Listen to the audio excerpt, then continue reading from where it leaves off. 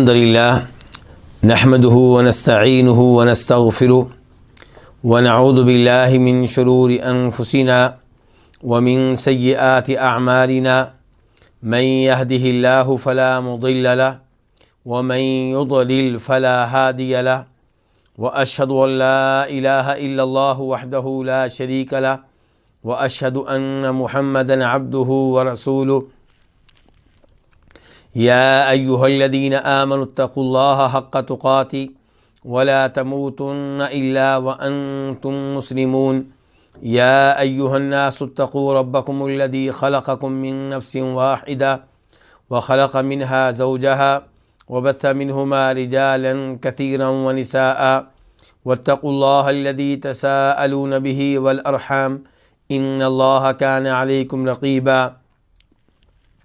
يا أيها الذين آمنوا اتقوا الله وقولوا قولا سديدا يصلح لكم أعمالكم ويغفر لكم ذنوبكم ومن يطع الله ورسوله فقد فاز فوزا عظيما أما بعد فإن خير الحديث كتاب الله وخير الهدي هدي محمد صلى الله عليه وسلم وشر الأمور محدثاتها وكل محدثة بدعة وكل بدعة ضلالة وكل ضلالة في النار۔ الوافی بما فی الصحیحین، یہ وہ کتاب ہے جو صحیح بخاری اور صحیح مسلم کی تمام تر احادیث پہ مشتمل ہے، لیکن اس کتاب میں احادیث کے تکرار سے بچنے کی کوشش کی گئی ہے۔ احادیث کی تعداد تقریباً 2000 ہے، اور کتاب کے مؤلف نے اس کتاب کو 10 بڑے مقاصد میں تقسیم کیا ہے۔ ان میں سے چوتھا مقصد ہے احکام الاسرہ، یعنی وہ احادیث جن کا تعلق خاندان کے احکام و مسائل سے ہے۔ اور اس چوتھے مقصد میں کئی ایک کتب ہیں، ان میں سے چوتھی کتاب ہے احکام المولود، بچے کے احکام کے بارے میں۔ اور اس کتاب میں پہلی فصل تھی نسب کے بارے میں، اور دوسری فصل آج ہم پڑھیں گے وہ کیا ہے، التسمیۃ والعقیقہ، بچے کے نام رکھنے کے بارے میں اور عقیقہ کے بارے میں۔ اور اس میں پہلا باب ہے، باب تسموا باسمی ولا تکنوا بکنیتی، کہ میرے نام پہ نام رکھ سکتے ہو لیکن میری کنیت پہ کنیت نہ رکھو۔ حدیث 1072 1072 قاف، اس حدیث کے بیان کرنے پہ اتفاق ہے امام بخاری کا اور امام مسلم کا۔ عن جابر بن عبداللہ الانصاری قال، روایت ہے جناب جابر بن عبداللہ انصاری رضی اللہ تعالیٰ عنہما سے، وہ کہتے ہیں، ولد لرجل منا غلام فسماہ القاسم، ہم میں سے کسی آدمی کے ہاں بچہ پیدا ہوا، فسماہ، تو اس نے اس کا نام رکھا قاسم۔ اب بچے کا نام قاسم ہوگا تو باپ کا نام کیا بنے گا، ابو القاسم۔ فقالت الانصار، تو انصاری کہنے لگے، لا نکنیک ابو القاسم، ہم تمہاری کنیت ابو القاسم نہیں رکھیں گے، ہم تمہیں ابو القاسم کی کنیت سے نہیں پکاریں گے، ولا ننعمک عینا، اور اس سے تمہاری آنکھیں ٹھنڈی نہیں کریں گے، یعنی کہ تم نے اپنے بیٹے کے نام قاسم رکھا ہے تاکہ تمہاری کنیت نبی علیہ الصلوۃ والسلام کی کنیت کی طرح ہو جائے، تو ایسا ہم نہیں ہونے دیں گے۔ فأتی النبی صلی اللہ علیہ وسلم، تو وہ آدمی نبی علیہ الصلوۃ والسلام کے پاس آیا، فقالت، اس نے کہا، یا رسول اللہ، اے اللہ کے رسول، ولد لی غلام، میرے ہاں ایک بچہ پیدا ہوا، فسمیتہ القاسم، تو میں نے اس کا نام قاسم رکھا۔ فقالت الانصار، تو انصاریوں نے کہا، لا نکنیک ابو القاسم، ہم تمہیں ابو القاسم کی کنیت نہیں دیں گے، ہم تمہیں ابو القاسم کی کنیت سے نہیں پکاریں گے، ولا ننعمک عینا، اور اس سے تمہاری آنکھیں ٹھنڈی نہیں کریں گے۔ فقال النبی صلی اللہ علیہ وسلم، تو فرمایا نبی صلی اللہ علیہ وسلم نے، احسنت الانصار، انصاریوں نے بہت اچھا کیا، ان کے انصاریوں نے جو کچھ تم سے کہا ٹھیک کہا، سمو بسمی، میرے نام پہ نام رکھ لو، ولا تکنوا بکنیتی، میری کنیت پہ کنیت نہ رکھو، فانما انا قاسم، سوائے اس کے نہیں میں ہی قاسم ہوں۔ تو یہ حدیث ہے، اس حدیث سے ایک تو یہ پتہ چلا کہ یہ صحابی جنہوں نے اپنے بچے کا نام قاسم رکھا تھا، ان کا تعلق انصار سے تھا، مہاجرین سے نہیں تھا۔ تو انصاریوں نے کہا کہ ہم تمہیں ابو القاسم نہیں کہا کریں گے، کیوں؟ کیونکہ ابو القاسم کس کی کنیت ہے؟ نبی علیہ الصلوۃ والسلام کی۔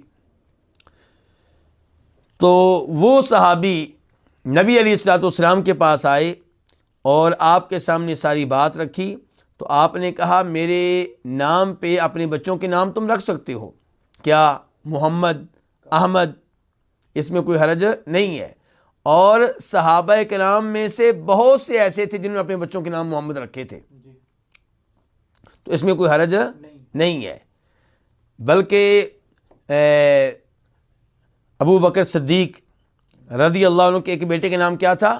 محمد تھا، اور جناب علی کے بھی ایک بیٹے کے نام کیا تھا؟ محمد تھا، اور بھی کئی صحابہ کرام ہیں جن کے نام کیا ہے؟ محمد ہیں، تو اس میں کوئی حرج نہیں ہے۔ لیکن یہاں پہ ایک عجیب و غریب بات یہ ہے کہ پاک و ہند میں ایک جانب ہم چاہتے ہیں کہ نبی علیہ السلام کا نام اپنے بچے کو دیں محمد، لیکن ساتھ ہی ایک نام اور رکھ لیں گے، مثال کے طور پہ محمد نذیر۔ اب بچے کو کس نام سے پکارا جائے گا؟ نذیر کے نام سے۔ محمد غائب ہو گیا، صرف کاغذات میں رہے گا، ایڈنٹی کارڈ میں رہے گا، پاسپورٹ میں رہے گا، لیکن لوگ جب بھی پکاریں گے کیا کہیں گے؟ نذیر۔ تو جب آپ نے اپنے بچے کا نام نبی علیہ الصلوۃ والسلام کے نام پہ رکھا ہے تو وہی نام لینے دیں، اور اس کا طریقہ یہ ہے کہ نام کو سنگل لینے دیں، پھر لوگوں کو پتا ہوگا کہ اس کا نام محمد ہی ہے، پھر وہ نذیر نہیں کہیں گے۔ ہاں، اگر کسی بچے کے والد کا نام نذیر ہے تو پھر محمد نذیر کہا جائے تو کوئی حرج نہیں ہے، کیونکہ لوگ جانتے ہیں نذیر اس کا نام نہیں، اس کے والد کا نام ہے۔ تو اس انداز سے اگر آپ دو لفظوں پہ مشتمل نام رکھنا چاہتے ہیں تو رکھ لیں، ورنہ صحابہ کرام کے نام اور عربوں کے ہاں اب بھی نام سنگل ہوتے ہیں، محمد یا اسماعیل یا ابراہیم یا احمد یا علی یا عمر۔ تو بہرحال سمو بسمی، میرے نام پہ نام رکھ لو، اس کی آپ اجازت دے رہے ہیں۔ ولا تکنوا بکنیتی، اور میری کنیت پہ کنیت نہ رکھو۔ اس سے آپ نے کیوں روکا؟ صحیح حدیث سے یہ ثابت ہے کہ ایک بار آپ بازار سے گزر رہے تھے، بلکہ یہ اس حدیث میں آ رہا ہے جو بعد میں ہم پڑھنے والے ہیں، کہ بازار سے گزر رہے تھے تو کسی نے کہا ابو القاسم، آپ نے مڑ کر دیکھا تو پکارنے والے نے کہا جی میرے مقصود آپ نہیں تھے، میں نے آپ کو ابو القاسم نہیں کہا، کسی اور کو کہا ہے۔ تو تب آپ نے کہا تھا کہ آئندہ میری کنیت پہ کوئی کنیت نہ رکھے۔ اچھا، اس کے بعد آخر میں آپ یہاں فرما رہے ہیں فَإِنَّمَا أَنَا قاسم، میں قاسم ہوں۔ بلکہ اس سے بھی پہلے یہ مسئلہ واضح کر دوں کہ یہ جو آپ نے کہا کہ میری کنیت پہ تم کنیت نہیں رکھ سکتے، اس کا تعلق آپ کی زندگی سے تھا۔ یہ کیسے ہمیں پتہ چلا؟ کیونکہ نبی علیہ الصلوۃ والسلام نے کب منع کیا تھا؟ جب ابو القاسم کہا گیا اور آپ نے مڑ کر دیکھا تو پتہ چلا ابو القاسم سے مراد کو اور ہے۔ تو نبی علیہ الصلوۃ والسلام سب سے افضل، سب سے اعلیٰ، سب سے مقدس انسان ہے۔ ابو القاسم کہا جائے آپ مڑ کر دیکھیں پتہ چلے آپ مراد نہیں ہیں، تو یہ آپ کی شان کے لحاظ سے مناسب نہیں ہے، تو اس لیے آپ نے روک دیا، اور جب آپ فوت ہو گئے تو اب یہ سبب ختم ہو گیا۔ دوسرے نمبر پہ حدیث ہے ہمارے پاس ابو داؤد شریف کی، اور اس کا نمبر بھی میں لکھوانا چاہوں گا، 4967 اور ترمذی شریف میں اس کا نمبر ہے 2843۔ اس میں کیا آتا ہے کہ جناب علی بن ابو طالب رضی اللہ تعالیٰ عنہ فرماتے ہیں کہ میں نے نبی علیہ الصلوۃ والسلام سے کہا کہ اگر آپ کے بعد میرے ہاں کوئی بچہ پیدا ہو تو کیا میں اس کا نام محمد رکھ سکتا ہوں اور میں اسے آپ کی کنیت دے سکتا ہوں؟ آپ نے کہا نعم، ہاں تم ایسا کر سکتے ہو۔ اس حدیث کو شیخ البانی رحمہ اللہ نے صحیح قرار دیا ہے۔ تو پتہ چلا کہ آپ کے دنیا سے چلے جانے کے بعد اپنے بچے کے نام محمد بھی رکھ سکتے ہیں، احمد بھی رکھ سکتے ہیں، قاسم بھی رکھ سکتے ہیں، اور پھر آپ کیا بن جائیں گے؟ ابوالقاسم بن جائیں گے۔ تو اس میں کوئی حرج نہیں ہے۔ آخر میں آپ نے کہا فَإِنَّمَا أَنَا قاسم، میں ہی قاسم ہوں، میں تقسیم کرنے والا ہوں۔ پہلا سوال یہ کہ آپ کیا تقسیم کرنے والے ہیں؟ پہلا سوال یہ ہے کہ آپ کیا تقسیم کرنے والے ہیں؟ تو اس مفہوم میں چند اور احادیث ہیں، وہ میں آپ کے سامنے رکھتا ہوں، جن سے پتہ چلے گا کہ آپ کیا تقسیم کرنے والے ہیں اور تقسیم کرنے کے معاملے میں آپ کس حد تک خود مختار ہیں اور کس حد تک آپ کے پاس اختیارات ہیں۔ تو یہ پہلی روایت ہے، اس میں آپ کہہ رہے ہیں انما انا قاسم وخازن واللہ یعطی، کہ میں تقسیم کرنے والا ہوں اور میں کیا ہوں؟ خازن ہوں۔ کیا مطلب؟ کہ خزانہ میرے پاس ہوتا ہے، خزانہ اللہ نے دیا ہے، میرے پاس خزانہ ہوتا ہے تو میں تقسیم کرنے والا ہوں۔ واللہ یعطی، اور دینے والا کون ہے؟ اللہ۔ داتا کون ہے؟ اللہ۔ اس کے بعد دوسری حدیث، یہ بھی بخاری کی ہے اور پہلی بھی بخاری کی تھی، کہ من یرید اللہ بخیرا یفقہہ فی الدین واللہ المعطی وانا القاسم، جس کے ساتھ اللہ تعالیٰ خیر کا ارادہ کر لیں، اللہ تعالیٰ اسے دین میں بصیرت دیتے ہیں، سمجھ بوجھ دیتے ہیں، دین کا اسے علم دیتے ہیں۔ واللہ المعطی، اور اللہ تعالیٰ دینے والا ہے اور میں تقسیم کرنے والا ہوں۔ تو یہاں پہ کیا لگ رہا ہے؟ اللہ کیا دینے والا ہے اور میں کیا تقسیم کرنے والا ہوں؟ ویسے تو ہر چیز اللہ دینے والا ہے، لیکن یہاں پہ زیادہ مراد کیا چیز ہے؟ علم۔ کیونکہ آپ کہہ رہے ہیں جس کے ساتھ اللہ تعالیٰ خیر کا ارادہ کر لیں اسے اللہ تعالیٰ دین کا علم دیتے ہیں، دین میں اسے اللہ تعالیٰ سمجھ بوجھ دیتے ہیں۔ ساتھ ہی آپ کہہ رہے ہیں اللہ دینے والا اور میں تقسیم کرنے والا ہوں، یعنی کہ علم دینے والا اللہ اور لوگوں تک علم پہنچانے والا کون؟ میں ہوں۔ تو قاسم کا پہلا معنی کیا ہوا؟ کہ آپ علم تقسیم کرنے والے ہیں، اور یقیناً آپ نے علم تقسیم کیا ہے آپ نے، یعنی کہ لوگوں تک آپ نے اللہ کا قرآن پہنچایا، اللہ کی آیات پہنچائیں، اور پھر اپنی احادیث وہ بھی وحی کی شکل ہے وہ بھی آپ نے پہنچائیں۔ اس کے بعد تیسری حدیث اس معنی میں کیا ہے؟ ما اعطیکم ولا امنعکم، آپ کہہ رہے ہیں نہ میں تمہیں کچھ دیتا ہوں اور نہ میں تم سے کچھ روکتا ہوں، نہ میں دینے والا نہ میں کچھ روکنے والا۔ جیسے ہم نماز کے بعد وہ دعا پڑھتے ہیں جو نبی علیہ الصلوۃ والسلام پڑھا کرتے تھے، اللہم لا مانع لما اعطیت ولا معطی لما منعت ولا ينفع ذو الجد منک الجد، اے اللہ جو تو دینے پہ آئے کوئی روک نہیں سکتا اور جو تو روک لے کوئی دے نہیں سکتا۔ یعنی کہ یہ ممکن نہیں ہے کہ اللہ رب العزت کو چیز دیں اور کوئی پیر، کوئی مولوی صاحب، کوئی بزرگ، کوئی فرشتہ، کوئی جن، کوئی نبی، کوئی ولی اس میں رکاوٹ بن جائے، یہ ممکن نہیں ہے۔ اور اللہ تعالیٰ کچھ نہ دینا چاہیں اور اللہ کی مشیت کے بغیر کوئی ولی، کوئی پیر، کوئی نبی، کوئی فرشتہ، کوئی جن وہ چیز کسی کو دے دے، یہ ممکن نہیں ہے۔ تو یہاں پہ بھی آپ کیا کہہ رہے ہیں؟ ما اعطیکم ولا امنعکم، میں تم کو نہیں دیتا ہوں نہ میں تم سے کچھ روکتا ہوں۔ انما انا قاسم، میں تو ایک تقسیم کرنے والا ہوں۔ اضع حیث امرت، میں وہاں پہ یہ مال رکھتا ہوں جہاں مجھے رکھنے کا حکم دیا گیا ہے، اسے دیتا ہوں جس کے بارے میں مجھے حکم ملتا ہے کہ اس کو مال دے دیں۔ تو نبی علیہ الصلوۃ والسلام مال غنیمت تقسیم کرنے والے تھے، آپ مال زکوٰۃ لوگوں میں تقسیم کرنے والے تھے، آپ لوگوں میں صدقہ خیرات کرنے والے تھے، تو یہ مال تقسیم کیا کرتے تھے، اور ایسے ہی آپ نے اللہ کی طرف سے دیا ہوا علم بھی تقسیم کیا ہے۔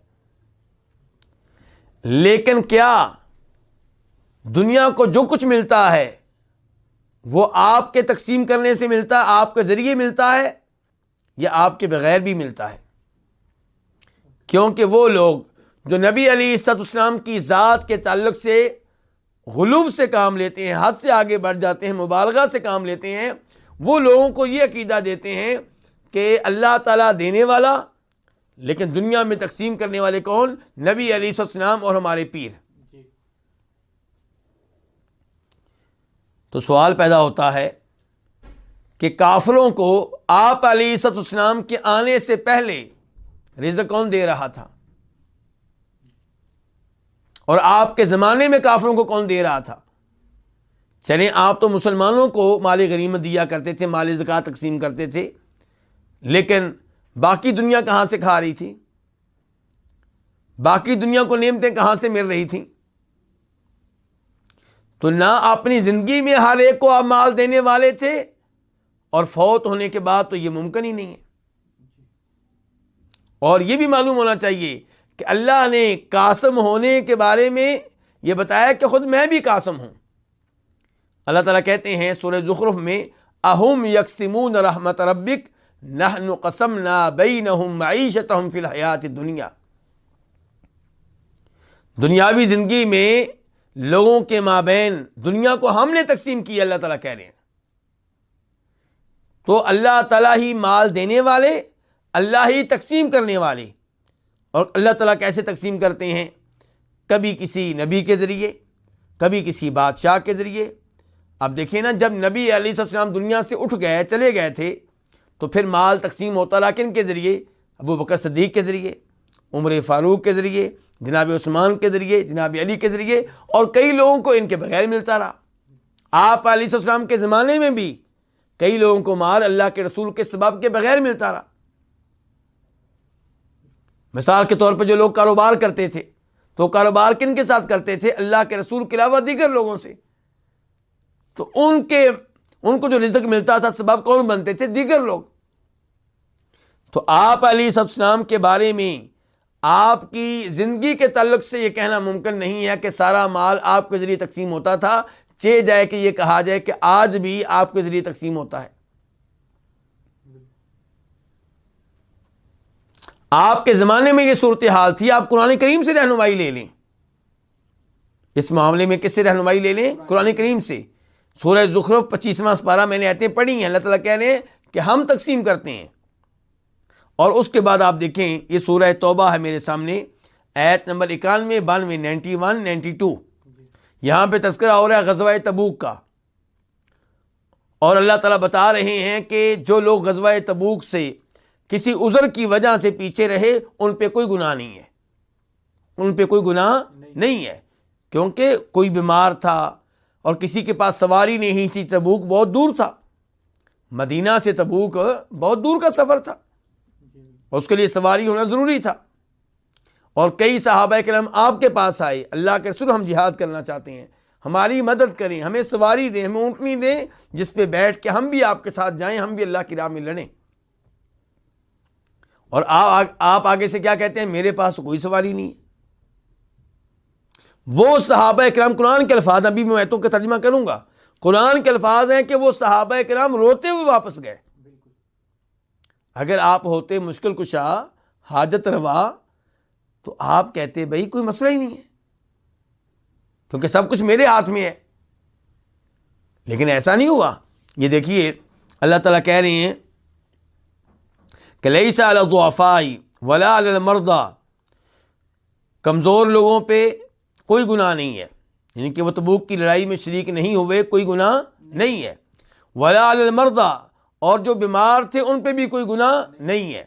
ولا علی الذین لا یجدون ما ينفقون حرج، اور نہ ہی ان لوگوں پہ کوئی حرج ہے، گناہ ہے، جن کے پاس مال نہیں تھا، جس مال کے ذریعے تیاری کرتے اور لڑتے۔ اذا نصحوا للہ ورسولہ، ان لوگوں کے اوپر کوئی گناہ نہیں ہے جب یہ دل سے خیر خواہ ہوں اللہ کے رسول کے، جب دل سے مخلص ہوں اللہ تعالیٰ کے لیے۔ یعنی کہ اگر منافق بیمار ہے اور وہ ظاہر اللہ کے رسول کا مخلص نہیں ہے، تو چاہے اس کا عذر درست تھا کہ وہ اس وجہ سے لڑائی میں شریک نہیں ہو سکا کہ وہ کیا تھا، بیمار تھا، وہ پھر بھی گنہگار ہوگا، کیونکہ دل کی نیت ہی خراب ہے۔ وہ تو چاہتا تھا کہ میرا کوئی بہانہ بن جائے، لیکن فرمایا وہ جو کھڑے تھے، سچے تھے، جہاد میں شریک ہونا چاہتے تھے لیکن کمزور تھے، بیمار تھے یا مال نہیں تھا، ان پہ کوئی حرج نہیں ہے۔ اللہ تعالیٰ کہتے ہیں اس کے بعد آیت نمبر 92 میں وَلَا لِلَّذِينَ إِذَا مَا أَتَوْكَ، ان لوگوں کے اوپر بھی کوئی گناہ نہیں ہے جو جب آپ کے پاس آئے، کیوں آئے، لِتَحْمِلَهُمْ، تاکہ آپ ان کو سواری دیں، تاکہ آپ ان کو اونٹنیاں دیں جن پہ بیٹھ کے وہ جا سکیں۔ قُلْتَ، آپ نے کہا، لَا أَجِدُ مَا أَحْمِلُكُمْ عَلَيْهِ، میرے پاس اونٹنیاں نہیں ہیں جو میں تمہیں دوں، میرے پاس سواریاں نہیں ہیں جو میں تمہیں فراہم کروں۔ تولوا، تو وہ واپس مڑے، واپس گئے اس حال میں کہ وَأَعْيُنُهُمْ تَفِيضُ مِنَ الدَّمِ حَزَنًا، ان کی جو آنکھیں تھیں وہ آنسوؤں سے بہہ رہی تھیں۔ کیوں جی، کیوں پریشان تھے، کیوں غم تھا، کیوں رو رہے تھے؟ اللہ یجدوا ما ينفقون، انہیں افسوس تھا کہ ہمارے پاس اتنا مال نہیں ہے کہ جس مال سے ہم اونٹنیاں خریدیں اور ہم بھی اپنی یہ خواہش پوری کریں۔ تو کہنے کا مطلب یہ ہے کہ صحابہ کرام رو رہے ہیں اور کام بھی جہاد کا، خیر کا کام، اور آپ کو ضرورت بھی ہے ان کی، صحابہ کرام کی لڑائی میں آپ ان سے مستغنی نہیں ہیں، بے نیاز نہیں ہیں۔ تو اگر آپ ہوتے مشکل کشا، حاجت روا، غوث اعظم، اور اللہ کی طرف سے مال تقسیم کرنے میں آپ کے اختیارات بے پناہ ہوتے تو آپ کہتے کوئی مسئلہ نہیں ہے۔ اور پھر آپ لوگوں کو وہ حدیث بھی یاد ہوگی جو بخاری میں آتی ہے کہ آپ کا مہمان آ گیا، اس کی ضیافت کے لیے، کھانا دینے کے لیے آپ کے پاس کچھ نہیں تھا، آپ کی بیویوں میں سے کسی بیوی کے گھر میں کچھ نہیں تھا، حتیٰ کہ آپ کو مسجد میں اعلان کرنا پڑا کہ کون ہے جو میرا مہمان اپنے گھر میں لے جائے اور میں اس کے لیے دعا کروں گا۔ تو پتہ چلا کہ آپ مشکل کشا نہیں تھے، حاجت روا نہیں تھے۔ ہاں، جتنا مال اللہ نے دے دیا، اللہ کے آرڈر کے مطابق آپ نے اتنا تقسیم کر دیا۔ یہ تو ہم مانتے ہیں، اچھی طرح مانتے ہیں، نہیں مانیں گے تو عقیدہ صحیح نہیں ہوگا۔ ہم مانتے ہیں کہ آپ قاسم تھے، علم بھی تقسیم کرتے رہے، مال بھی تقسیم کرتے رہے، لیکن کتنا؟ جتنا اللہ نے دے دیا۔ یہ کہا جائے کہ آپ اس میں خود مختار تھے، ایسا نہیں ہے۔ اور اب آپ کے لیے ایسا کچھ بھی کرنا ممکن نہیں ہے، کیونکہ آپ فوت ہو چکے ہیں، دنیا سے جا چکے ہیں۔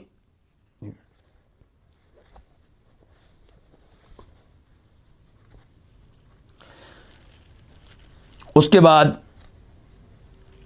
حدیث نمبر 1073 1073 قاف، اس حدیث کے بیان کرنے پہ اتفاق ہے امام بخاری کا اور امام مسلم کا۔ عن انس رضی اللہ عنہ، روایت ہے جناب انس بن مالک رضی اللہ تعالیٰ عنہ سے کہ دعا رجل بالبقیع، ایک آدمی نے بقیع میں آواز دی، کیا کہا؟ یا ابو القاسم، اے ابو القاسم۔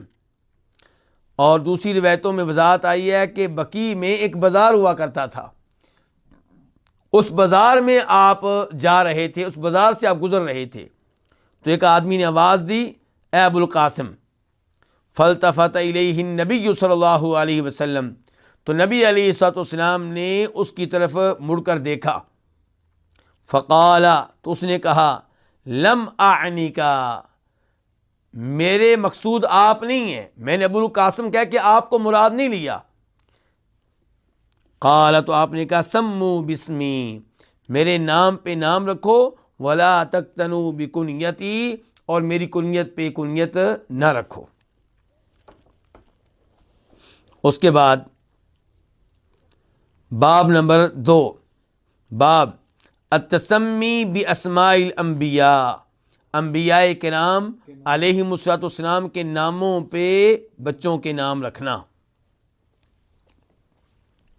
حدیث نمبر 1074 1074 قاف. اس حدیث کے بیان کرنے پہ اتفاق ہے کس کا؟ امام بخاری کا اور امام مسلم کا. عن ابی موسیٰ رضی اللہ عنہ قال, روایت ہے جناب ابو موسیٰ اشعری سے جن کا نام کیا؟ عبداللہ بن قیس. کہتے ہیں کہ ولد لی غلام, میرے ہاں بچہ پیدا ہوا, میرا بچہ پیدا ہوا. فاتیت بہ النبی صلی اللہ علیہ وسلم, تو میں اسے نبی علیہ الصلوۃ والسلام کے پاس لے کر آیا. فسماہ ابراہیم, تو آپ نے اس کا نام کیا رکھا؟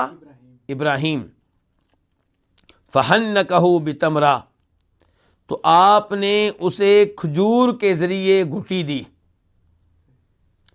گھٹی دینا کسے کہتے ہیں؟ یعنی کہ کھجور لی آپ نے اور اپنے منہ میں ڈالی, اسے چبایا, نرم کیا اور پھر وہ بچے کے منہ میں ڈال دی, بچے کے حلق کے ساتھ لگا دی. گھٹی یعنی کہ وہ پہلی چیز جو بچے کے منہ میں داخل ہوتی ہے. تو آپ نے اس بچے کو کھجور کے ساتھ گھٹی دی. وَدَعَا لَهُ بِالْبَرَكَةِ, اور آپ نے اس بچے کے لیے برکت کی دعائیں کی. وَدَفَعُوا إِلَيَّ, اور آپ نے وہ بچہ میرے حوالے کر دیا. یہ کون کہہ رہے ہیں؟ ابو موسیٰ اشعری, بچے کے والد. وَكَانَ أَكْبَرَ وَلَدِ أَبِي موسیٰ, اور یہ بچہ یعنی کہ جس کا نام آپ نے ابراہیم رکھا ہے, ابو موسیٰ اشعری کی اولاد میں سے سب سے بڑا تھا. جی ہاں. اچھا جی, یہاں پہ ایک تو یہ ہے کہ آپ علیہ الصلوۃ والسلام نے بچے کا نام رکھا ہے. کب رکھا ہے؟ دن کون سا تھا؟ پہلا دن, بچے کی زندگی کا پہلا دن ہے. جب کہ صحیح حدیث میں آپ فرماتے ہیں کہ 7ویں دن بچے کا کیا کرو؟ بچے کا عقیقہ بھی کرو اور اس کا نام بھی رکھو. تو سوال پیدا ہوتا ہے کہ کیا 7ویں دن سے پہلے نام رکھ سکتے ہیں؟ تو جواب اس حدیث میں آ گیا کہ بالکل رکھ سکتے ہیں. یہ دیکھیے ابھی پہلا دن ہے اور پہلے دن ہی آپ نے بچے کا نام رکھ دیا کیا؟ ابراہیم. خود نبی علیہ الصلوۃ والسلام نے ایک دن صبح لوگوں کو بتایا کہ رات میرے ہاں بچہ پیدا ہوا ہے اور میں نے اس کا نام اپنے والد ابراہیم کے نام پہ ابراہیم رکھا ہے. ابراہیم سے مراد کون؟ نبی ابراہیم علیہ السلام, کیونکہ وہ آپ کے اوپر جا کے کیا ہے؟ والد ہیں آپ کے. تو آپ نے بھی اپنے بچے کے نام دوسرے دن رکھ دیا, بلکہ آپ کہہ سکتے ہیں پہلے دن, اور یہاں پہ ابو موسیٰ اشعری کے بچے کے نام بھی آپ نے پہلے دن رکھ دیا. اور ایسے ہی عبداللہ بن زبیر رضی اللہ تعالیٰ عنہما, ان کا نام بھی پہلے دن ہی رکھ دیا گیا تھا. تو پہلا مسئلہ میں کیا معلوم ہوا یہاں سے کہ یہ نام ضروری نہیں کہ آپ 7ویں دن رکھیں, آپ پہلے, دوسرے, تیسرے دن, چوتھے دن بھی رکھ سکتے ہیں. اس کے بعد یہ پتہ چلا کہ انبیاء کرام علیہم السلام کے ناموں پہ بچوں کا نام رکھنا بہت عمدہ بات ہے. یہ نبی علیہ السلام کا طریقہ ہے. آپ نے اپنے بیٹے کے نام بھی کیا رکھا؟ ابراہیم. ابو موسیٰ اشعری کے بیٹے کے نام کیا رکھا ہے؟ ابراہیم. تو اس سے کیا ہوگا؟ آپ کے بچوں کے دلوں میں انبیاء کرام علیہم السلام کی محبت پیدا ہوگی, شوق پیدا ہوگا ان کی طرح بننے کا, ان کے نقش قدم پہ چلنے کا. تو اس لیے اپنے بچوں کے نام انبیاء کرام علیہم السلام کے نام پہ رکھیں اور صحابہ کرام کے نام پہ رکھیں, اور دیگر جو بڑے بڑے علماء کرام گزرے ہیں ان کے نام پہ رکھیں, اور پھر اللہ کی طرف منسوب کر کے رکھیں تو یہ اور عمدہ بات ہے. مثال کے طور پہ عبداللہ, اللہ کا بندہ, عبد الرحمن, رحمان کا بندہ. اس بارے میں حدیث آگے آنے والی ہے. اس کے بعد اس حدیث میں کیا مسئلہ آیا؟ گھٹی کا, گھٹی دینا. تو اس بارے میں علماء کرام کیا کہتے ہیں؟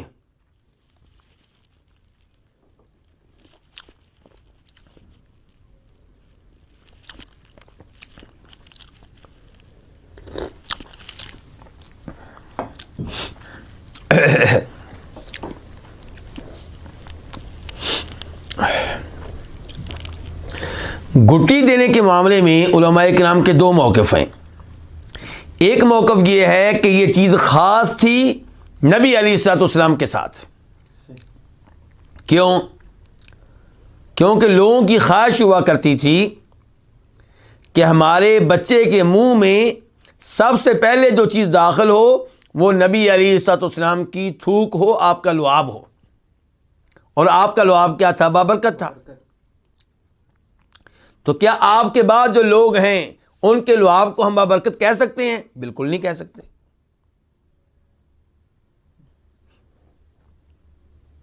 نبی علیہ السلام کا لعاب بابرکت تھا، لیکن آپ کے بعد کسی اور کے بارے میں ہم کہہ سکتے ہیں کہ اس کا لعاب بابرکت ہے؟ بالکل نہیں کہہ سکتے.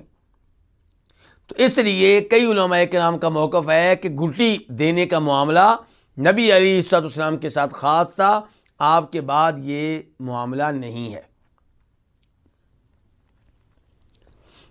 دوسرا موقف یہ ہے، اور یہ موقف اکثر علماء کرام کا ہے، کہ گھٹی دینا یہ نبی علیہ السلام کے ساتھ خاص نہیں ہے. ہاں یہ بات صحیح ہے کہ برکت آپ کے لعاب میں تھی. ہم یہ نہیں کہتے کہ بعد والے لوگوں کے لعاب میں برکت ہے، ان کی تھوک میں برکت ہے، لیکن بعد میں بھی گھٹی کا اہتمام کرنا اس میں کوئی حرج نہیں ہے. اور اس کی دلیل ایک حدیث ہے جو آپ کے سامنے رکھتا ہوں. اسے امام احمد رحمہ اللہ روایت کرتے ہیں اپنی مسند میں. تو اس میں انس بن مالک کہتے ہیں کہ میری والدہ ام سلیم، ان کے ہاں بچہ پیدا ہوا، اور بچے کو گھٹی نہیں دی گئی. میری والدہ نے کہا کہ سب سے پہلے اللہ کے رسول اس کو گھٹی دیں گے. الفاظ سنیے ذرا. انس بن مالک کہتے ہیں وَكَرِهَتْ أَن تُحَنِّكَهُ حَتَّى يُحَنِّكَهُ رسول اللہ صلی اللہ علیہ وسلم. میری والدہ نے اس بات کو ناپسند جانا کہ وہ اللہ کے رسول سے پہلے بچے کو گھٹی دیں. اس کا مطلب ہے کہ اللہ کے رسول علیہ السلام اگر گھٹی نہ دیتے تو کس نے دینی تھی؟ ام سلیم نے. تو انہوں نے اللہ کے رسول کے گھٹی دینے سے پہلے گھٹی دینے کو ناپسند جانا. تو اس کا مطلب ہے کہ یہ چیز ان کے ہاں معروف تھی. دیگر لوگ بھی گھٹی دیا کرتے تھے. ایسا نہیں تھا کہ ہر بچے کو نبی علیہ السلام کے پاس لایا جاتا ہو اور ہر بچے کو گھٹی آپ دیتے ہوں. بہت سے بچے آپ کے پاس لائے جاتے تھے، یہ بات صحیح ہے، لیکن یہ مطلب نہیں ہے کہ سب بچے. تو اس لیے گھٹی آپ کے بعد بھی دی جا سکتی ہے اور اس میں کوئی حرج نہیں ہے. اور پھر آپ نے گھٹی کس کی دی ہے؟ کھجور کی. تو علماء کرام کا موقف یہ ہے کہ گھٹی دینے کے معاملے میں سب سے بہتر چیز کھجور ہے. کھجور نہ ملے تو پھر کوئی اور چیز استعمال کی جا سکتی ہے. اور یہاں پہ یہ بھی ہے کہ آپ نے بچے کے لیے برکت کی دعا کی. تو جو آج کل بچے کو کیا دے؟ گھٹی دے. وہ اس کے لیے کیا کرے؟ برکت کی دعا کرے. اور برکت کی دعا یہ اللہ کے رسول کے ساتھ خاص نہیں ہے. کوئی بھی دعا کسی کو دے سکتا ہے کہ اللہ تعالیٰ اس بچے میں برکتیں ڈالے، اللہ تعالیٰ اس کو نیک بنائے، اللہ تعالیٰ اس کی حفاظت کرے، اللہ اس کو قرآن کا حافظ بنائے، اللہ اسے آپ کی آنکھوں کی ٹھنڈک بنائے. یہ تو کوئی بھی دعا دے سکتا ہے.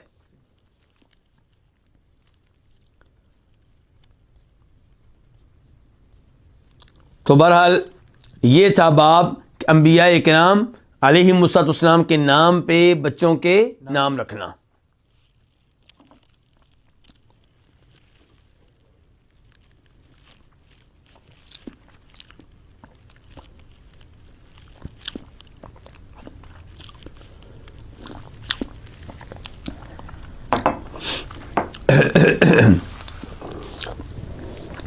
اس کے بعد تیسرا باب تحویل الاسم الی احسن منہ.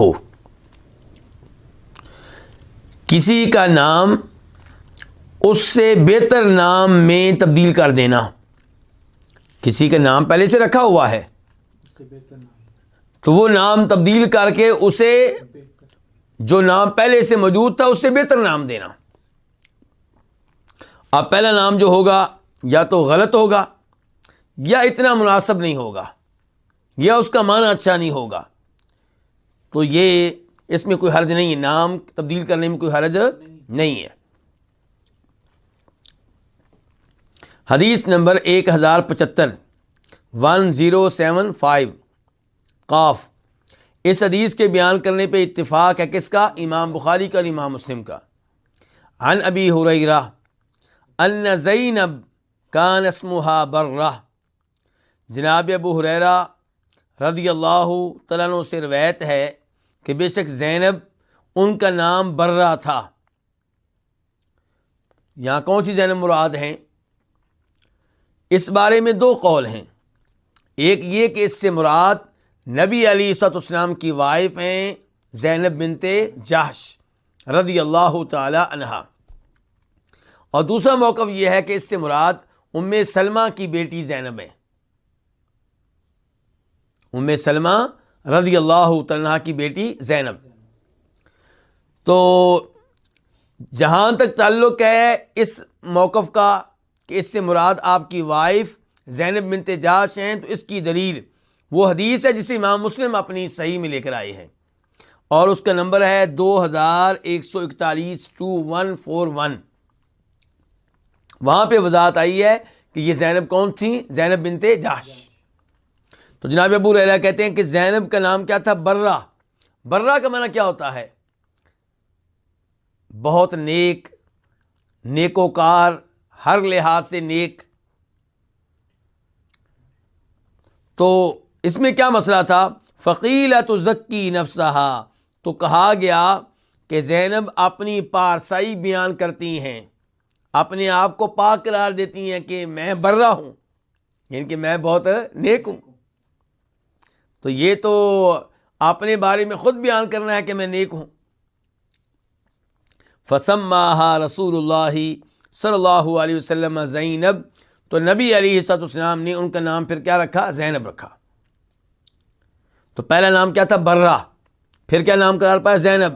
اور یہی معاملہ ہوا ہے آپ کی ایک اور وائف سیدہ جویریہ بنت حارث کے ساتھ رضی اللہ تعالی عنہا، ان کا نام بھی برہ تھا، اور آپ نے تبدیل کر کے ان کا نام کیا رکھا؟ جویریہ رکھا۔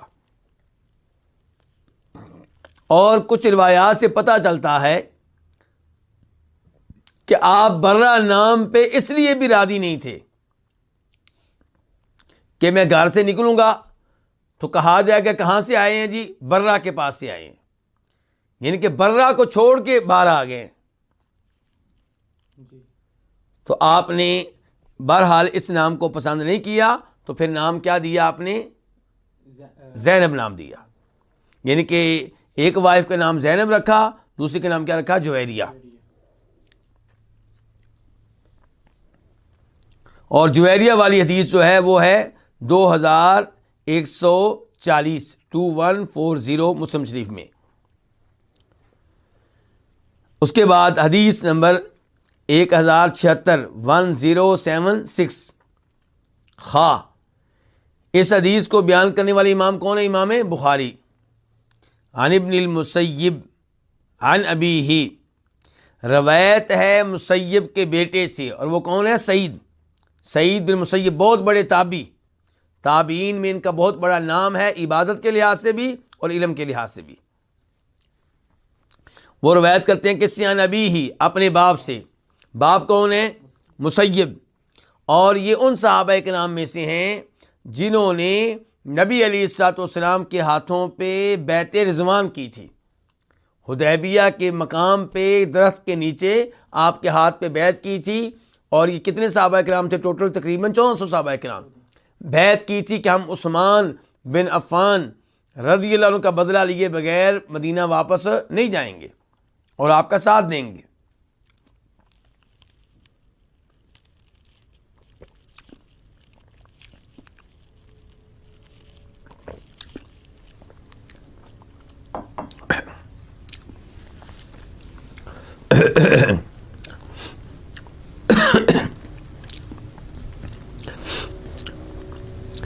اس کے بعد سعید بن مسیب روایت کر رہے ہیں اپنے باپ مسیب سے، اور وہ کس سے روایت کر رہے ہیں؟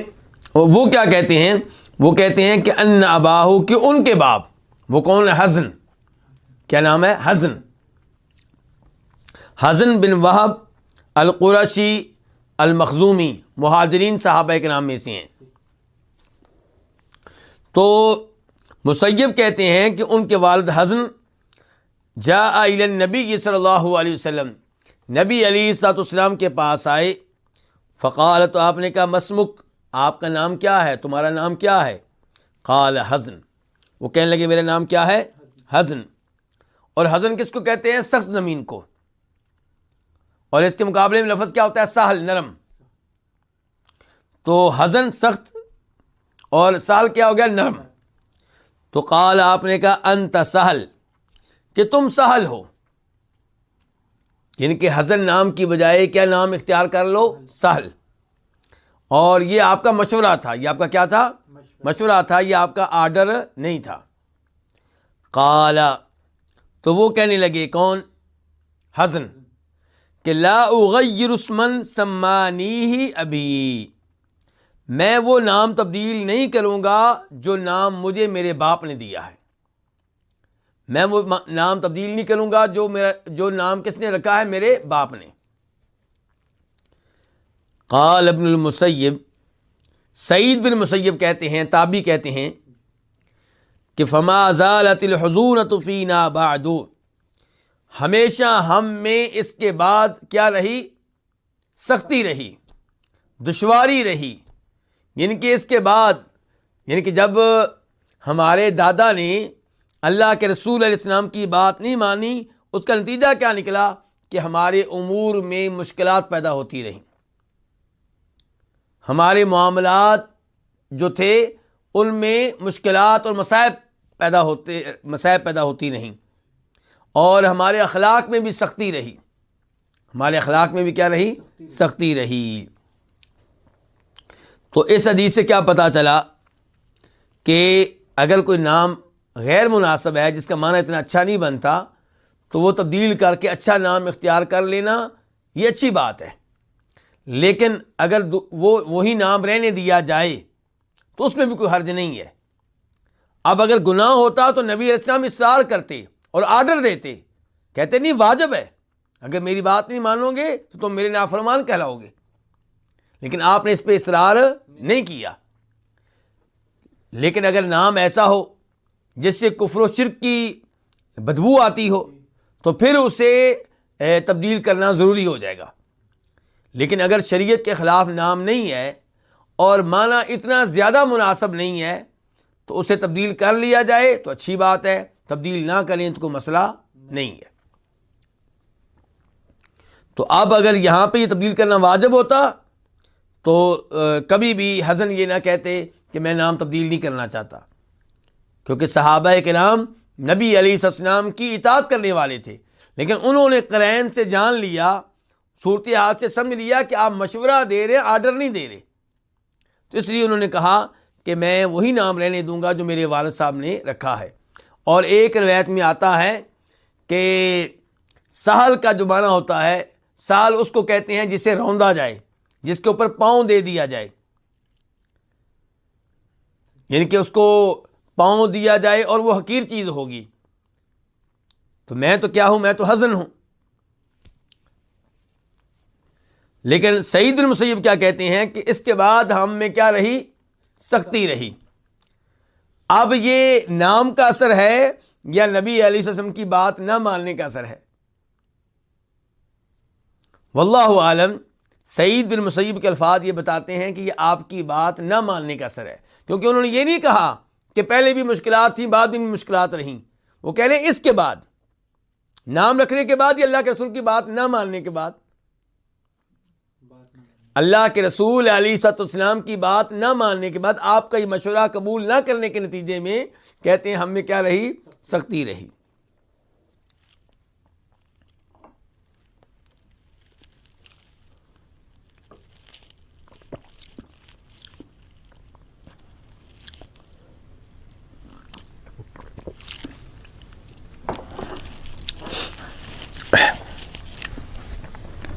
اس کے بعد حدیث نمبر 1077 1077 قاف اس حدیث کے بیان کرنے پہ اتفاق ہے کن کا؟ امام بخاری کا اور امام مسلم کا۔ عن ابن عمر، روایت ہے جناب عبداللہ بن عمر رضی اللہ تعالیٰ عنہما سے، ان ابنۃ لعمر کانت یقال لها عاصیہ، کہ عمر کی ایک بیٹی تھی۔ عمر سے مراد کون ہے؟ ہمارے دوسرے خلیفہ راشد جناب عمر فاروق، کہ جناب عمر فاروق کی بیٹی تھی جنہیں کہا جاتا تھا عاصیہ۔ عاصیہ ایک ہے آسیہ، آسیہ نام تو آج کل بھی ہماری مسلمان عورتیں رکھتی ہیں، یعنی کہ سین کے ساتھ۔ آسیہ کس کے ساتھ؟ سین کے ساتھ۔ اور ایک ہے یہ آسیہ، شروع میں عین ہے اور سین کی جگہ پہ کیا ہے؟ سواد، جس سے کیا ہوتا ہے؟ معصیت، نافرمانی، اور آسیہ نافرمانی کرنے والی۔ تو جناب عمر کی بیٹی تھی جنہیں کہا جاتا تھا آسیہ۔ فسماها رسول اللہ صلی اللہ علیہ وسلم جمیلہ، تو نبی علیہ السلام نے ان کا نام رکھا جمیلہ۔ اب یہاں پہ سوال پیدا ہوتا ہے کہ جناب عمر فاروق نے بیٹی کا نام آسیہ کیوں رکھا ہوگا؟ تو آسیہ کا وہ لوگ معنی کیا لیتے تھے؟ یعنی کہ کسی کی بات جلدی سے نہ ماننے والی، اپنے موقف پہ ڈٹ جانے والی، غلط اگر آرڈر دیا جائے، غلط بات کہی جائے تو نہ جھکنے والی، مقابلہ کرنے والی۔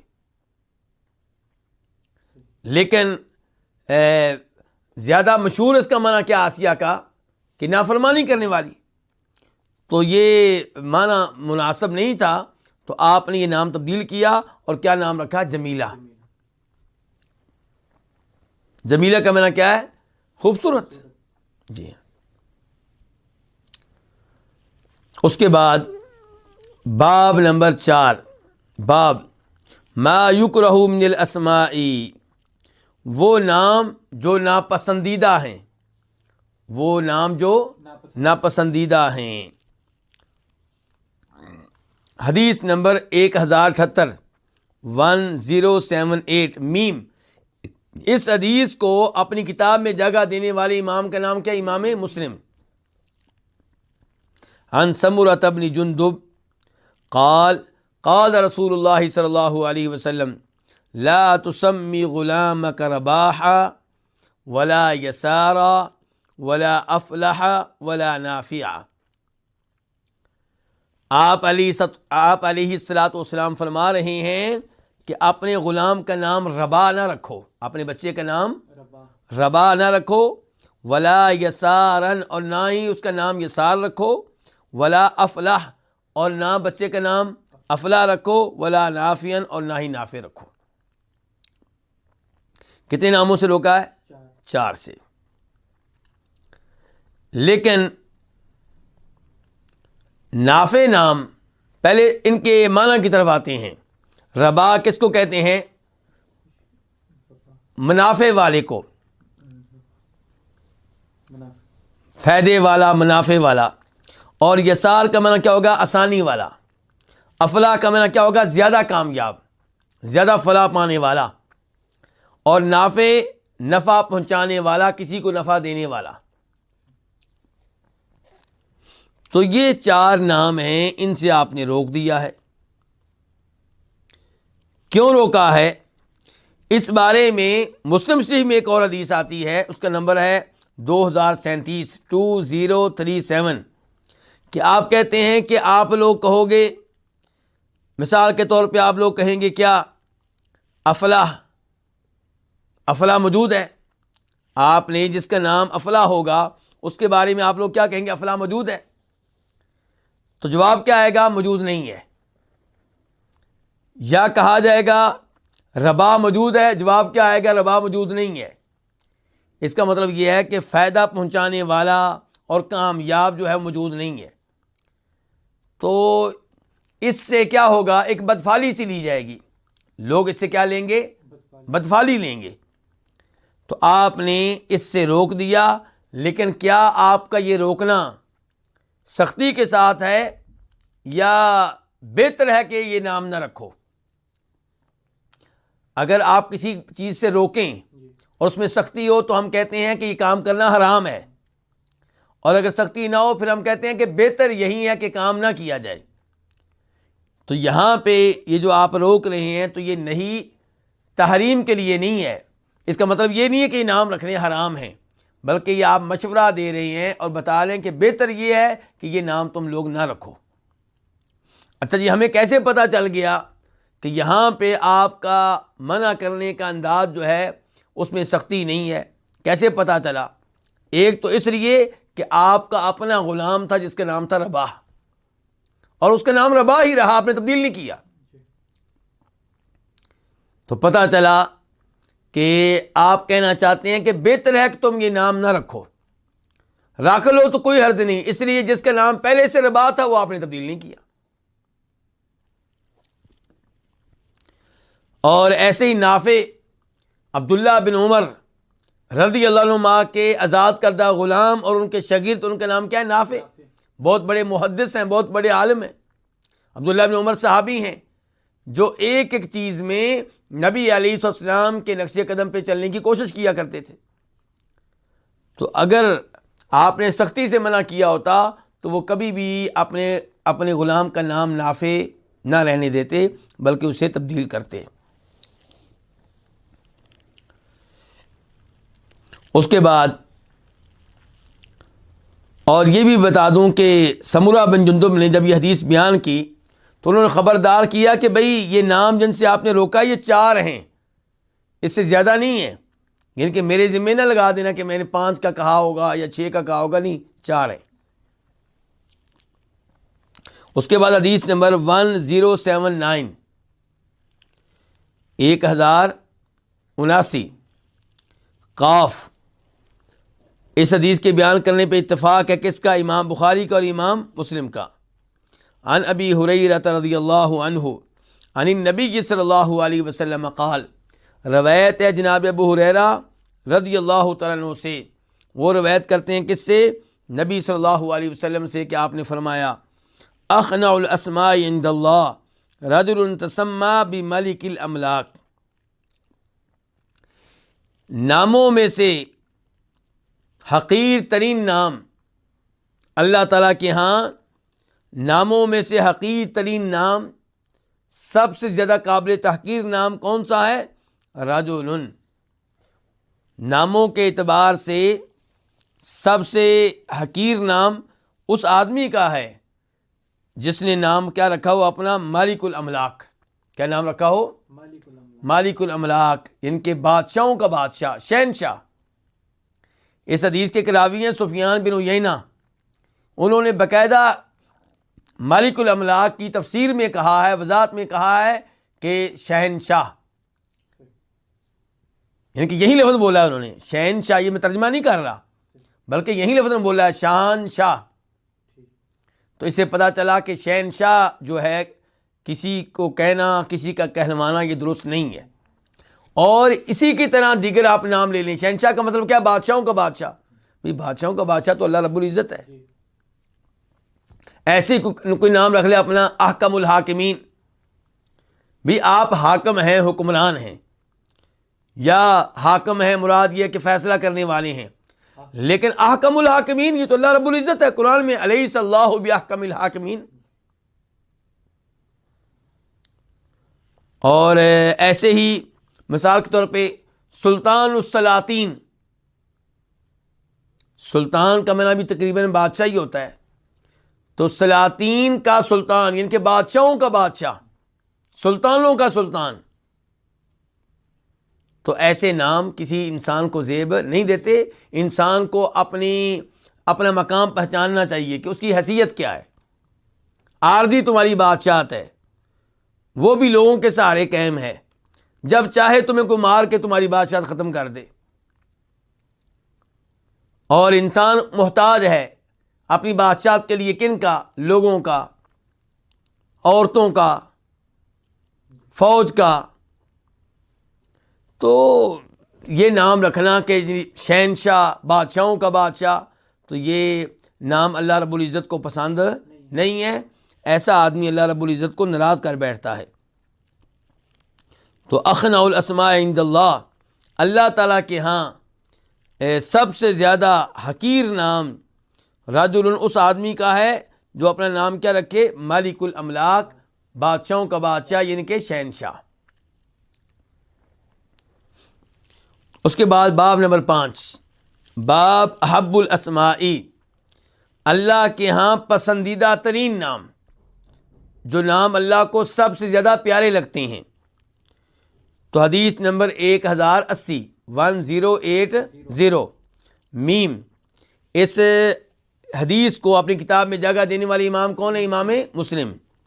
عن ابن عمر، روایت ہے جناب عبداللہ بن عمر رضی اللہ تعالیٰ عنہما سے، قال، وہ کہتے ہیں، قال رسول اللہ صلی اللہ علیہ وسلم، فرمایا رسول اللہ صلی اللہ علیہ وسلم نے، ان احب اسمائکم الی اللہ عبداللہ و عبد الرحمن، یقیناً تمہارے ناموں میں سے سب سے زیادہ اللہ کے ہاں پیارے نام، اللہ کے ہاں محبوب نام کون سے ہیں؟ عبداللہ اور عبد الرحمن۔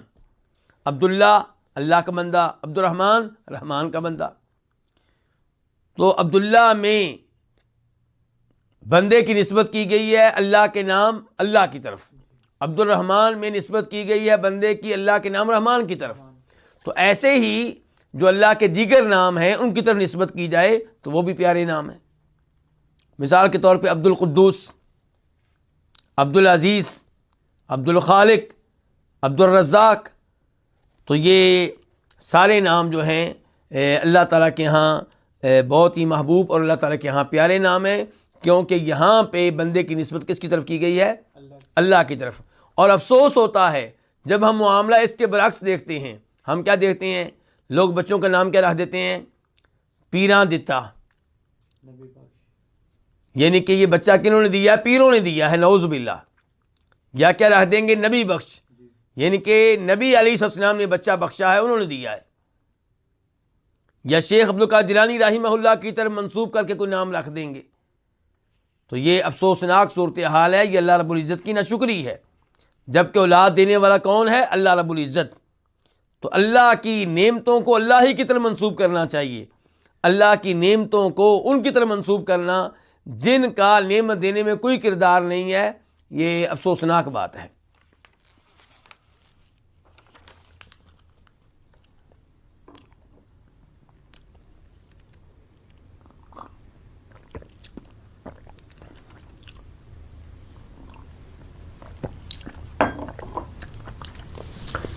باب نمبر 6، باب ما جاء فی الختان، یہ باب ہے اس کے بارے میں جو کچھ آیا ہے ختنے کے بارے میں، ان کے ختنے کے بارے میں شریعت میں کیا آیا ہے اس بارے میں یہ باب ہے۔ حدیث نمبر 1081 خا، اس حدیث کو اپنی کتاب میں جگہ دینے والے امام کا نام ہے امام بخاری رحمہ اللہ۔ عن سعید ابن جبیر قال سئل ابن عباس مثل من انت حین قبض النبی صلی اللہ علیہ وسلم، سعید بن جبیر سے روایت ہے، یہ بھی بہت بڑے تابعی ہیں۔ کہتے ہیں کہ عبداللہ ابن عباس رضی اللہ تعالیٰ عنہما سے سوال ہوا، مثل من انت، آپ کس کی طرح تھے جب فوت ہوئے نبی علیہ الصلوۃ والسلام، یعنی کہ آپ کی عمر کیا تھی جب فوت ہوئے ہیں نبی علیہ السلام؟ قال، تو کہنے لگے کون؟ عبداللہ بن عباس کہنے لگے کہ انا یومئذ مختون، میرے ان دنوں میں ختنے ہو چکے تھے، میں ان دنوں مختون تھا، یعنی کہ ان دنوں میرے ختنے ہو چکے تھے۔ تو ختنے کس عمر میں ہوتے ہیں؟ آپ کہیں گے کہ 7ویں دن، نہیں، ایسا نہیں ہے، اسی لیے وضاحت آ گئی ہے۔ قالا، یعنی کہ راوی کہتے ہیں عبداللہ ابن عباس سے حدیث نیچے پہنچی ہے، تو نیچے جو راوی ہیں ان میں سے کوئی راوی کہتا ہے وَكَانُوا لَا يَخْتِنُونَ الرَّجُلَ حَتَّى يُدْرِكَ، کہ وہ لوگ کسی بھی آدمی کا ختنہ نہیں کرتے تھے یہاں تک کہ بالغ ہو جاتا۔ تو ختنے کب ہوا کرتے تھے؟ جب بچہ بالغ ہو جاتا۔ تو اس کا مطلب ہے کہ جب نبی علیہ السلام فوت ہوئے ہیں تب عبداللہ بن عباس کیا ہو چکے تھے؟ بالغ ہو چکے تھے. اسی لیے وہ ایک حدیث میں کہتے ہیں کہ وہ حدیث جو حج کے بارے میں ہے، آپ کی وہ حدیث جو حج کے بارے میں عبداللہ بن عباس بیان کرتے ہیں، ان میں کسی حدیث میں کہتے ہیں کہ ان دنوں میں بلوغت کے قریب تھا، ان دنوں میں بلوغت کے قریب تھا.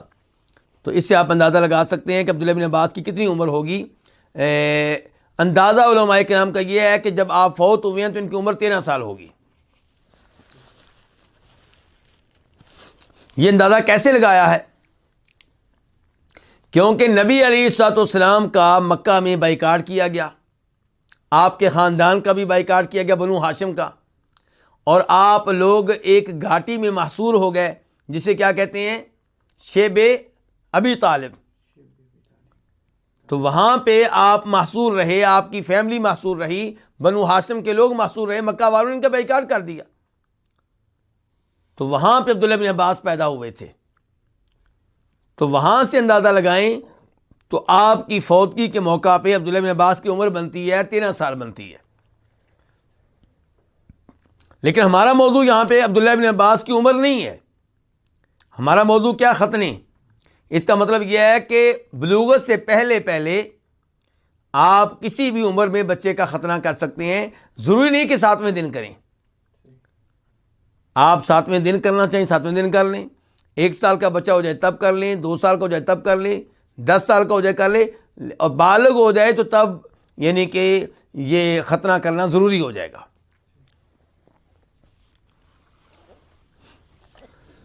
اس کے ساتھ ہی ہماری یہ چوتھی کتاب اپنے اختتام کو پہنچی، جو کیا تھی؟ احکام المولود، بچے کے احکام.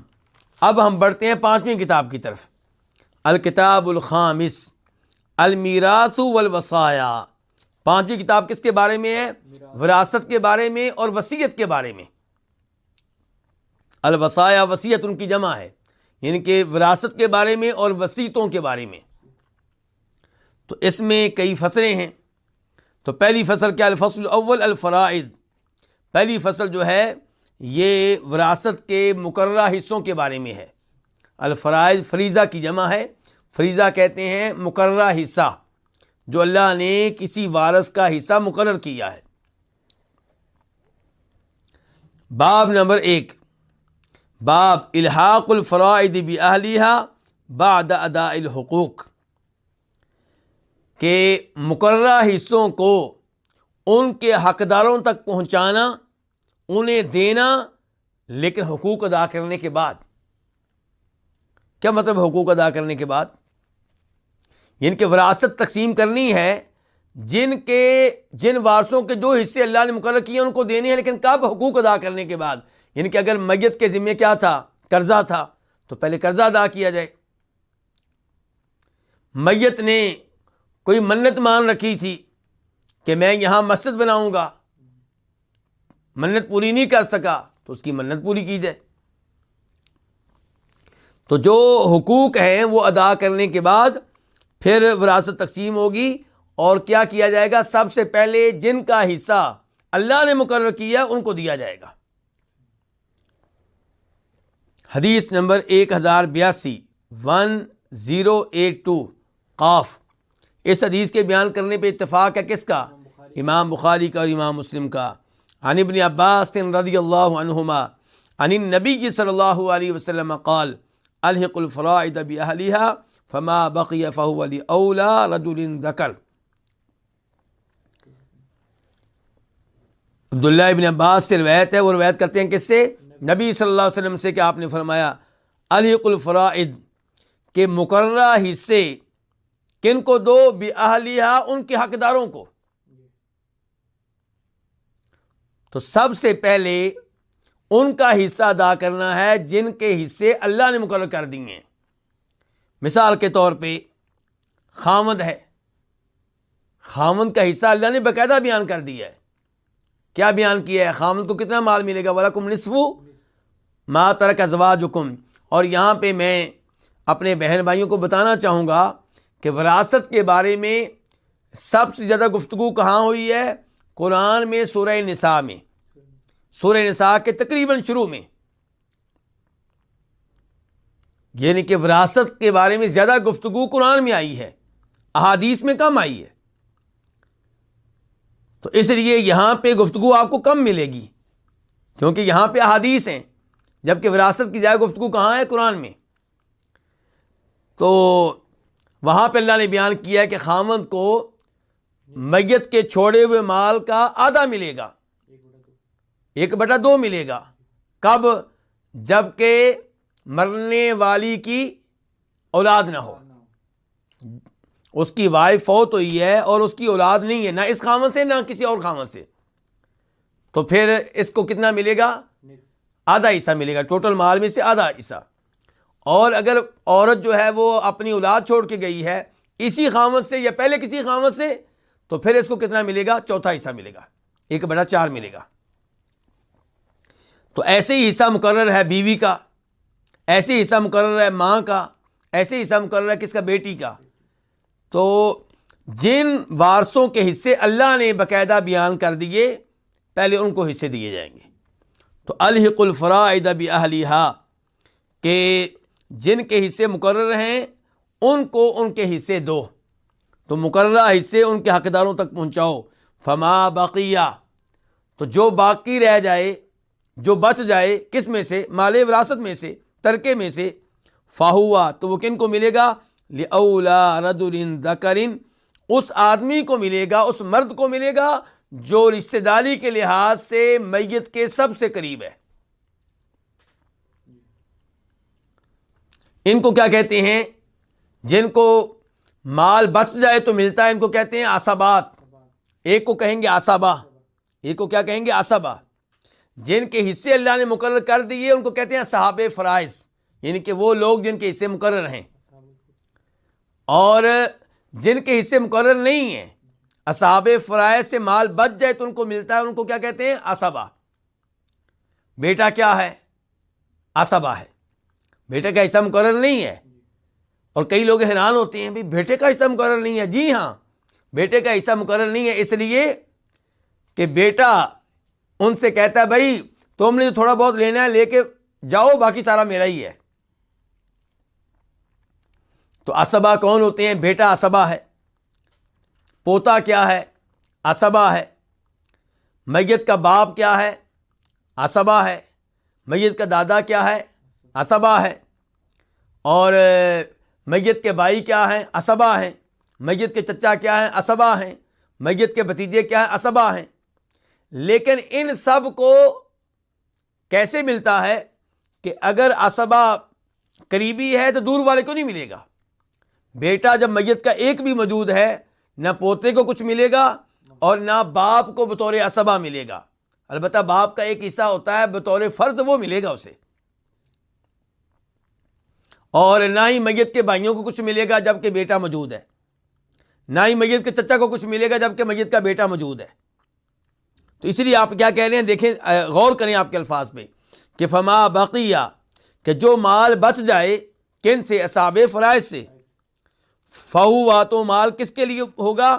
لأولی رجل ذکر، اس مرد کے لیے ہوگا، عورت کے لیے نہیں، اس مرد کے لیے ہوگا جو سب سے زیادہ میت کے قریب ہے رشتہ داری کے اعتبار سے، جس کی زیادہ رشتہ داری بنتی ہے۔ تو نمبر 1 رشتہ داری کس کی بنتی ہے؟ بیٹے کی۔ بیٹا نہ ہو تو پھر کس کی بنتی ہے؟ پوتے کی، اور پھر کس کی؟ باپ کی، دادا کی، پھر بھائیوں کی۔ بھائی بھی نہ ہو، یہ سارے نہ ہو تو پھر چچا کا نمبر آئے گا، چچا بھی نہ ہو پھر بھتیجوں کا نمبر آئے گا۔ اچھا، یہاں پہ کیا بتایا گیا کہ عصبہ کون ہوں گے؟ مرد ہوں گے۔ تو عصبہ میں بنیادی طور پہ مرد ہی ہوتے ہیں، لیکن جب میت کا بیٹا موجود ہوگا اور بطور عصبہ وہ لے گا مال، تو پھر وہ اپنی بہن کو بھی عصبہ بنا لے گا، اس کو بھی کیا کر لے گا؟ عصبہ بنا لے گا۔ تو یہ ہے بڑی اہم حدیث ہے اس موضوع پہ کہ الحق الفرائض باہلھا، کہ جن کے حصے قرآن میں مقرر ہیں ان کو وہ حصے دو، اور جو مال بچ جائے تو وہ اس مرد کے لیے ہے جو سب سے زیادہ قریب ہے، کس کے؟ میت کے۔ اور یہاں پہ دیکھیے، پہلے کہا گیا رجل، مرد، اور پھر ذکر کہا گیا، مزید تاکید کی گئی کہ مرد ہی مرد ہے، عورت نہیں ہے۔ ان کے اس کے بعد وفی روایت لمسلم، اور مسلم کی ایک روایت میں ہے کہ اقسم المال بین اہل الفرائض علی کتاب اللہ، مال تقسیم کرو. کون سا مال؟ وراثت کا مال، ترکے کا مال.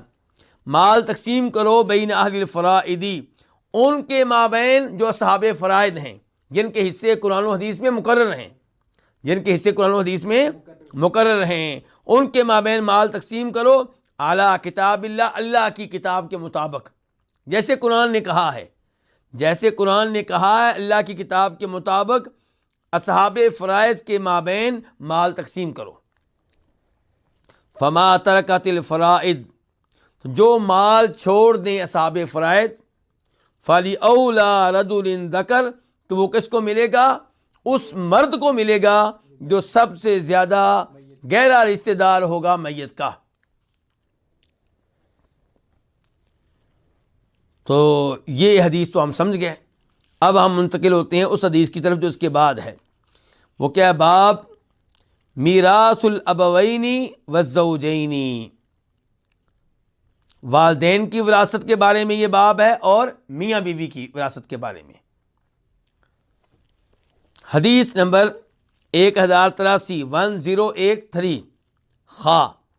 اس حدیث کو بیان کرنے والے کون سے امام ہیں؟ امام بخاری رحمہ اللہ. عن ابن عباس، روایت ہے جناب عبداللہ ابن عباس رضی اللہ تعالی عنہما سے، قال، وہ کہتے ہیں، کان المال للولد، مال ہوا کرتا تھا. کون سا مال؟ مال وراثت، ترکے کا مال. تو مال وراثت ہوا کرتا تھا للولد، کس کے لیے؟ اولاد کے لیے. کس کے لیے؟ اولاد کے لیے. وکانت الوصیۃ للوالدین، اور والدین کے لیے وصیت ہوا کرتی تھی. یعنی کہ مال سارے کے سارا اولاد نے لینا ہے، البتہ والدین کے لیے مرنے والا وصیت کر سکتا ہے. اور اس بارے میں سورہ بقرہ کی آیت نمبر 180 اس کو مد نظر رکھنا چاہیے، جس میں اللہ تعالیٰ کہتے ہیں کتب علیکم اذا حضر احدکم الموت، جب تم میں سے کسی پہ موت آئے تو اس پہ واجب ہے، اس پہ فرض ہے کیا؟ کہ وہ وصیت کرے. کن کے لیے؟ والدین کے لیے. والاقربین، اور رشتہ داروں کے لیے، بالمعروف، مناسب طریقے سے. لیکن یہ وصیت تب فرض ہے ان ترک خیرا، اگر وہ مال چھوڑ کر جا رہا ہو. اگر مال نہیں ہے تو پھر وصیت کرنا فرض اور ضروری نہیں ہے. لیکن اگر مال چھوڑ کر جا رہا ہے تو پھر فرض تھا کہ وصیت کی جائے. کن کے حق میں؟ والدین کے حق میں اور رشتہ داروں کے حق میں. جس کے لیے میت جتنی وصیت کرے گی اس کو اتنا مال مل جائے گا. لیکن اب اس حکم کے اوپر عمل باقی نہیں رہا، کیونکہ اب نظام وراثت آ چکا سورہ نساء میں. یہ کون سی ہے؟ یہ آیت سورہ بقرہ کی آیت تھی 180. سورہ نساء میں باقاعدہ یہ نظام آ چکا کہ کس کا وراثت میں کتنا حصہ ہے. تو اب وصیت والد کے حق میں نہیں ہوگی، والدہ کے حق میں نہیں ہوگی، البتہ ایسے رشتہ دار کے حق میں ہو سکتی ہے جو وارث نہیں بن رہا، جو وارث نہیں بن رہا، جس کا وراثت میں کوئی حصہ نہیں ہے. دوست کے لیے ہو سکتی ہے. تو مرنے والا 1/3 مال میں سے، 1/3 سے زیادہ نہیں. مثال کے طور پہ اس کا ٹوٹل مال کتنا ہے؟ 99 روپے. تو 33 روپے یا 25 روپے یا 20 روپے یا 10 روپے دے سکتا ہے مسجد کو، یا اپنے رشتہ داروں میں سے کسی ایسے رشتہ دار کو جو وارث نہیں ہے. جو وارث ہے اس کے حق میں وصیت نہیں ہو سکتی. ایسے ہی لوگ کہتے ہیں جی یتیم پوتا، تو یتیم پوتے کا قرآن و حدیث میں کوئی حصہ نہیں ہے، اور اس میں کسی کو پریشان ہونے کی ضرورت نہیں ہے. کیوں؟ کیونکہ وراثت کا تعلق رشتہ داری سے ہے، کسی کے یتیم یا فقیر یا مسکین ہونے سے نہیں ہے. یعنی کہ اللہ نے یہ نہیں کہا کہ وراثت کس کو ملے گی؟ جو آپ کے محلے کے یتیم بچے ہیں یا فقیر بچے ہیں ان کو ملے گی، ایسا نہیں ہے. وراثت کا تعلق کس سے ہے؟ رشتہ داری سے. بیٹا وارث بنے گے تو بیٹا موجود ہے تو پوتے کو کیسے ملے؟ لیکن اگر مرنے والا یہ سمجھتا ہے کہ میرا یہ پوتا یتیم ہے، اس کے والد صاحب فوت ہو چکے ہیں اور یہ غریب ہے، اس کے حالات اچھے نہیں ہیں، تو وصیت کر سکتا ہے، 1/3 مال کی وصیت کر کے جائے اس کے حق میں۔ 99 روپے میں سے بے شک اس کو 33 روپے دے جائے، 30 روپے دے جائے، 25 روپے دے جائے۔ تو یہ بہرحال جو تھا کہ فرض ہے وصیت کرنا کس کے لیے؟ والدین کے لیے، وہ حکم اب نہیں رہا۔ اور نبی علیہ الصلوۃ والسلام کی حدیث ہے لا وصیت لوارث، کہ وارث کے حق میں وصیت نہیں ہو سکتی۔ تو لوگوں کو اس معاملے میں توجہ دینی چاہیے۔ کئی لوگ زیادتی کرتے ہیں، فوت ہونے سے پہلے وارث کے حق میں وصیت کر جاتے ہیں۔ مثال کے طور پہ کسی ایک بیٹے کے حق میں کہ بھئی اس کا ایک تو حصہ وہ ہے جو وراثت میں سے ہے، ایک تو ہم نے اس کو اضافی دینا ہے، تو یہ انداز درست نہیں ہے۔ عبداللہ بن عباس کہہ رہے ہیں کان المال للولد، مال ہوا کرتا تھا کن کے لیے؟ اولاد کے لیے۔ وکانت الوصیۃ للوالدین، اور وصیت ہوا کرتی تھی والدین کے حق میں۔ فنسخ اللہ من ذلک ما احب، تو اللہ تعالیٰ نے اس میں سے جو چاہا منسوخ کر دیا، کینسل کر دیا۔ فجعل للذکر مثل حظ الانثیین، تو اللہ رب العزت نے مرد کے لیے 2 لڑکیوں کے حصے کے برابر حصہ مقرر کر دیا۔ یہ کن کی بات ہو رہی ہے؟ اولاد کی۔ اب اصول کیا ہے؟ یوصیکم اللہ فی اولادکم للذکر مثل حظ الانثیین، کہ جب اولاد موجود ہے تو بیٹے کا حصہ ڈبل ہوگا، بیٹی کا حصہ کیا ہوگا؟ سنگل ہوگا۔ یعنی کہ جہاں لڑکے کو 20 روپے ملیں گے، لڑکی کو 10 روپے ملیں گے، اور اس کو بھی کوئی ظلم نہ سمجھے۔ یہ باتیں آپ نے سمجھنی ہیں اسلام کے تمام اصولوں کو سامنے رکھتے ہوئے۔ اگر اسلام لڑکے کو 20 روپے دے رہا ہے، لڑکی کو 10 روپے دے رہا ہے، تو یہ بھی آپ سب کو پتا ہے کہ گھر کا خرچہ کس کے ذمے ہے؟ لڑکی کے ذمے کہ لڑکے کے ذمے؟ لڑکے کے ذمے۔ یہ بیٹا جس کو 20 روپے مل رہے ہیں، اس کی بیوی ہوگی، اس کے بچے ہوں گے، اور لڑکی کو 10 روپے مل رہے ہیں تو اس کی اپنی فیملی ہے، جہاں اس پہ خرچ کرنے کا ذمہ دار اس کا خاوند ہے۔ 10 روپے لے کے وہ کسی اور کے اوپر خرچ کرنے کی ذمہ دار نہیں ہے۔ اور اگر یہ بیٹا اور بیٹی غیر شادی شدہ ہیں تو پھر بھی ساری ذمہ داریاں کس پہ آنی ہیں؟ بیٹے پہ آنی ہیں۔ وہ بہن کی بھی شادی کرے گا، وہ گھر کا خرچہ بھی چلائے گا، وہ اپنی شادی بھی کرے گا، اپنا مکان بھی بنائے گا۔ یعنی کہ بہن کی شادی کرنے والا بھی وہ، اپنی شادی کرنے والا بھی وہ۔ اور شریعت کے لحاظ سے اس لڑکی کے ذمے کچھ خرچہ نہیں ہے۔ یہاں بھائی خرچ کرے گا، وہاں جائے گی خاوند خرچ کرے گا۔ تو وجعل، اس کے بعد کیا؟ وجعل للابوین لکل واحد منہما السدس، اور اللہ تعالیٰ نے والدین کے لیے، ماں باپ کے لیے، لکل واحد منہما، ان میں سے ہر ایک کے لیے چھٹا حصہ مقرر کر دیا ہے۔ کتنا مقرر کر دیا ہے؟ چھٹا حصہ۔ یہ کب ہے؟ جب اولاد موجود ہو۔ جب اولاد موجود ہو میت کی، جب میت کی، فوت ہونے والے کی اولاد موجود ہو تو والدین کو کیا ملے گا؟ چھٹا حصہ ملے گا۔ وجعل للمرأة الثمن والربع، اور اللہ نے مقرر کر دیا عورت کے لیے کتنا حصہ؟ 8واں اور 4تھا۔ یعنی کہ مرنے والے کی اولاد موجود ہے تو بیوی کو کتنا ملے گا؟ 8واں حصہ۔ خاوند فوت ہوا ہے اور اس کی اولاد موجود ہے، چاہے اسی بیوی سے یا کسی اور بیوی سے، تو اب جو بیوی موجود ہے اس کو کتنا حصہ ملے گا؟ 8واں۔ اگر 2 بیویاں ہیں تو ان کو 8واں ہی ملے گا، اسی کو تقسیم کریں گی آپس میں۔ 2 بیویوں کے بڑھنے سے حصہ بڑھے گا نہیں۔ والربع، اور 4تھا حصہ ملے گا بیوی کو کب؟ جب مرنے والے خاوند کی اولاد نہ ہو۔ وللزوج الشطر، اور خاوند کو کتنا حصہ ملے گا بیوی کی وراثت میں سے؟ آدھا۔ کب؟ جب کہ فوت ہونے والی بیوی کی اولاد نہ ہو۔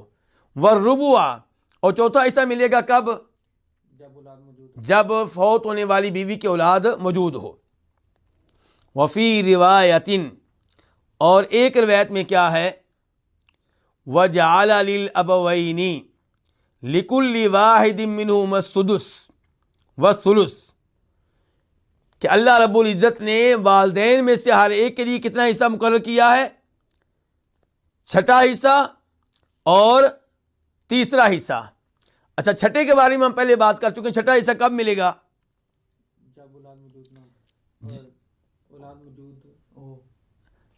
جب اولاد موجود ہوگی چھٹا حصہ۔ اور تہائی کب ملے گا؟ تہائی پہلے نمبر پہ ملنا ہے ماں کو۔ کب؟ جب میت کی، فوت ہونے والے کی اپنی اولاد موجود نہ ہو اور اس کے دو یا دو سے زیادہ بہن بھائی بھی موجود نہ ہو، تو پھر ماں کو کیا ملے گا؟ پھر تیسرا حصہ ملے گا۔ اور باپ کو کیا ملنا ہے؟ جب اولاد موجود ہے میت کی، چھٹا حصہ، اور اگر موجود نہیں ہے تو پھر وہ عصبہ بن جائے گا۔ پھر وہ کیا بن جائے گا؟ عصبہ بن جائے گا۔ تو یہ چند ایک مسائل تھے جن کا وراثت کے تعلق سے یہاں پہ تذکرہ ہوا ہے، اور باقی مسائل پہ انشاءاللہ گفتگو آئندہ دروس میں ہوگی۔ اللہ رب العزت سے دعا ہے کہ اللہ تعالیٰ قرآن و حدیث کے بیان کردہ یہ مسائل سمجھنے کی توفیق دے اور ان میں دلچسپی لینے کی توفیق دے، اور اللہ رب العزت ہمیں شریعت کے اوپر عمل کرنے کی توفیق دے۔ ایسا نہ ہو کہ ہم اپنے باقی رشتہ داروں کی طرح، دوستوں کی طرح دنیا سے جاتے ہوئے وراثت کے معاملے میں کوئی غلط کام کر جائیں، اور قبر میں جاتے ہوئے جب دنیا سے جا رہے ہوں تو اللہ کی نافرمانی کرتے ہوئے جا رہے ہوں۔ اللہ رب العزت ہمیں شریعت پہ سے ایمانوں میں عمل کرنے کی توفیق دے۔ وآخر دعوانا الحمدللہ رب العالمین۔